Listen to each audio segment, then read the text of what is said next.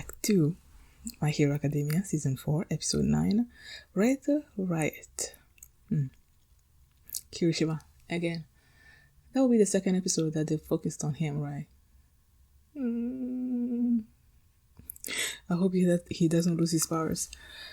I'm always afraid, man. Okay, last episode, they're still trying to get to Eddie and the Overhaul, but then there's these villains that are getting in the way, and then we had this big moment with Sun Eater, and where he showed his vast hybrid Chimera Kraken. So cool. He fought these three dudes. One that's food.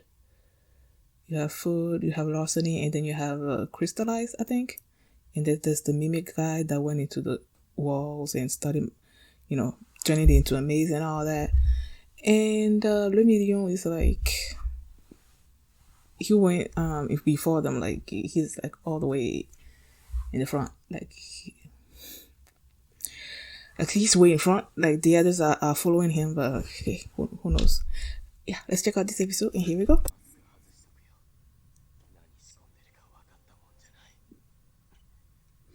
Were the masks, I don't know.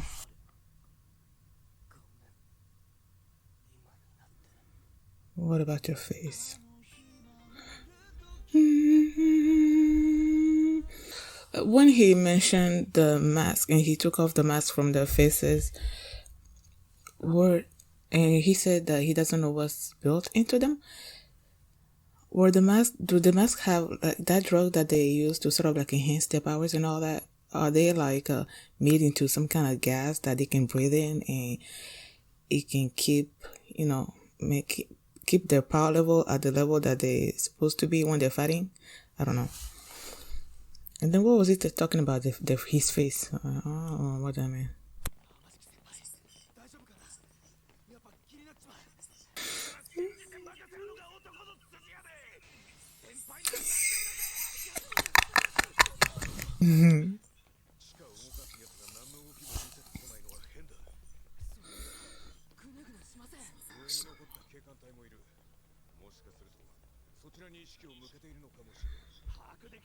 Wouldn't it be better for him to be keeping his attention on the heroes than the police officers?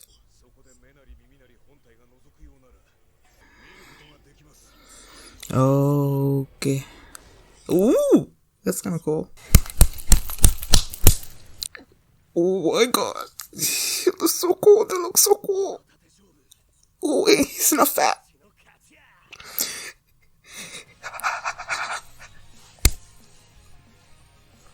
Oh my god, he's not fat. Why am I focusing on that? Okay, with the title being Red Riot, you know that it's gonna be focused on Kirishima, right? And I don't know, ever since I learned that Overhaul's plan is to, like, he has these drugs that can take away your quirk and all that. Each time I see My Hero Academia with a title that focuses on a specific character, I'm like worried that this episode is gonna be their swan song, like it's gonna be the episode where they lose their powers. So with us having already seen an episode focused on Kirishima, and then we've seen another episode again, I'm like, okay, like that worry was like I was way more worried this episode for him.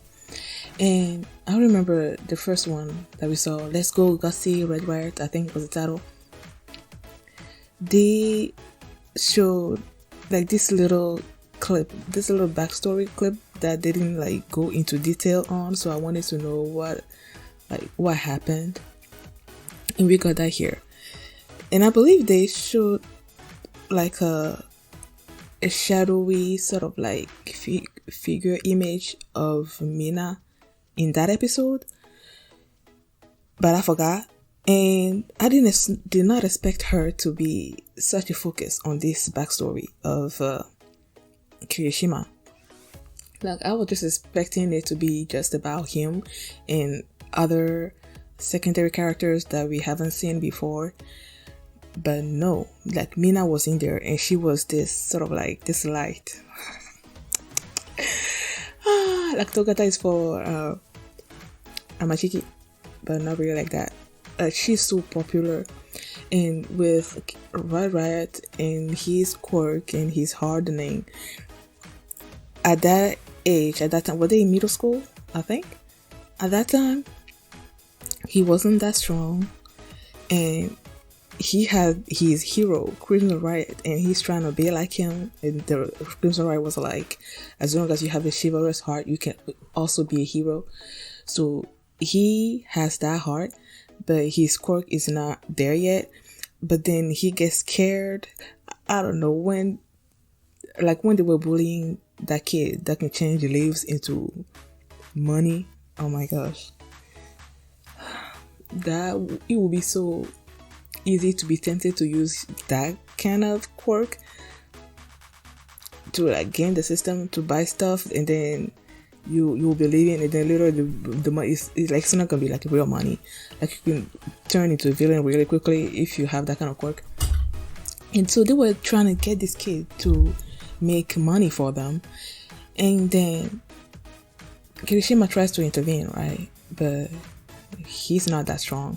And then as those two were leaving with the guy that can change money, leaves into money, that's when Mina came. And then I don't know, the way that scene went, I don't know what she did, but like I guess maybe her bubbly personality sort of affected them some way, and then they all left like all friends. So Kirishima sees that, and he sees how amazing she is and all that. And then there's the instance where the villain was trying to locate what agency, I don't know. And then these two girls were there. They were clearly afraid. Kirishima comes upon them, and he's like, he needs to do something, but he's a kid. He's afraid of that giant dude. And then Mina shows out of nowhere again, and then like misdirected this villain, tells the villain to go this place where that place was actually a police station. So he sees that, he becomes discouraged like about himself, like he's nothing, like what kind of hero am I that I couldn't even like save those two girls.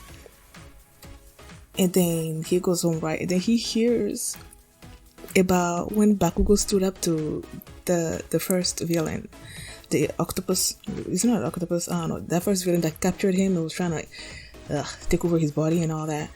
And then they talked also about when Deku came and tried to save him, and then All Might came, and I'm like, oh, it's so great to see that. First, was it the first episode or was it the second? I think it's the first episode, right? Yeah, I think it's the first episode of this season. Like we brought this season of this series, we brought into it like that. I loved it. And then he's like, those two were amazing, and I'm like nothing. And then he's just like was just making messes out of his room. If something falls to the ground. Turns out to be a gift that he received from his parents, I believe. And then among that, there was this video of his hero, a Crimson Riot, right? I'm glad we got to hear like how he sounds. Like he sounds cool. And then when they asked him like, are you ever afraid when you jump into those situations like that? He's like, yeah, like if you're not afraid, then you're an idiot. But then you have to push back through all that and all that. And so that brought his confidence back up, I guess. So he's decided, okay, now I'm gonna do everything that I can to be a hero and all that. And then he was like, oh my gosh, that fight between Fat Gum and Fat Gum Kirishima against Rappa and what was the other dude's name? The barrier guy. The Rappa was so strong, his hits were so like awesome that he was just getting through Fat Gum's defenses. Like he couldn't do anything, it was just destroying him. And he destroyed like Riot Unbreakable, like with just one hit.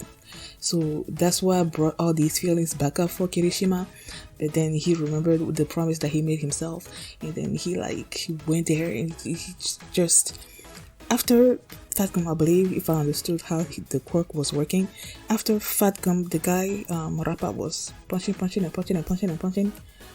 Fat Gum was absorbing, like I feel like as he was destroying his Fat Gum's defense, he was also absorbing the shocks of those hits, right? And then he's able to change all that he's bottled up into this attack, right? So while he was like bottling up that attack, that's when Red Riot comes out and he's like, I'm going to be protecting him until he's ready to do his thing. And he's like, okay, if your hardening falls, then you need to build it back up again. Oh my god, the music when that was playing, so awesome. Indeed, Fat Gum became so not fat, like hot, with blonde hair and stuff. Oh, yeah, I love this.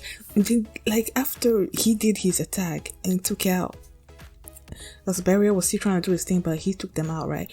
And then there was this shot of Kirishima's face. And then right after that, they switched to this shot of Fat Gum and Kirishima like on the ground. I don't know. That shot looks so cool to me. I loved it. Loved it. Now what else happened? I think this episode was just like Fat Gum and the others. Fat Gum and Red Riot doing that thing. Like it was a focus on him, and I loved it. On them, and I loved it. And now it seems that they're separated from Eraserhead and the others, I believe. Or they would have helped them, right, along in the fight. So now they're gonna find a way to try to regroup, while the others like try to move forward and get to Eddie and Overhaul and the others. And then it seemed like, based on what they said, the father, they showed us Overhaul's father in the bed, right? Chisaki. That's why he used to call him. No, that's his real name, Chisaki. And then when his father fell ill, or supposedly he did something to him, based on what the other guy was saying, Chisaki did something to him to sort of like incapacitate the father so that he can take over the business, I guess. And that's when he calls himself Overhaul and started associating with villains. And that's not something that the others in the organization are okay with, because that's not what the father used to do. The father has this sense of code. He doesn't like to be called villains. So the fact that after the father fell ill or whatever, Chisaki takes over, starts calling himself Overhaul, and starts associating with the villains. I feel like there's going to be some kind of dissension in that group, but because Overhaul is so strong, they're afraid of him. They're not, there's not like a coup d'etat or anything. They're still going along with his plans, even though they don't like him. Well, some do, because when you think of the 8 bullets, they seems to have a loyalty to Overhaul, but the others that used to work for the father, they're still loyal to him, and they don't like Chisaki. So yeah, I don't know how that's gonna go. Maybe they'll find some courage to try to overthrow him or something or other. And if Overhaul did do something to his father, I wonder what he did to him. I don't know. We'll see. I love this episode, man. Loved it. Thank you guys for watching. And if you like this reaction, please give it a thumbs up, please subscribe, and I will see you on Tuesday, for my reaction to My Hero Academia Season 4, Episode 10, I believe. Thanks for watching, and I will see you next time. Bye.